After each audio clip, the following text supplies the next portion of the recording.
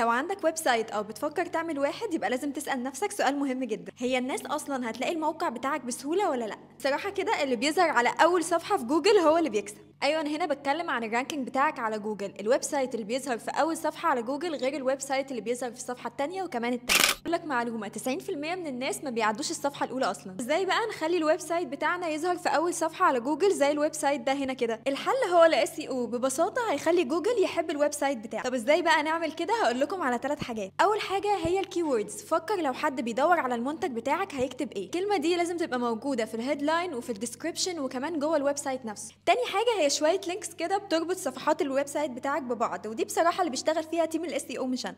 تالت بقى واهم حاجه ان انت تظبط الويب سايت بتاعك عشان يلود الكونتنت بسرعه، لان احنا مش فاضيين. الاس اي او بياخد وقت بس بصراحه يستاهل. لما تهتم بالاس اي او ترتيبك بيعلى وعدد الزوار بيزيد، وده معناه عملاء اكتر وشغل اكتر وفلوس بقى. لو عايز حد بقى يمسك لك الموضوع ده بايده فاحنا بنعرف نعمل كل الكلام ده. شير الفيديو ده مع اي حد عنده ويب سايت وعايز يبقى توب 1 على جوجل. باي.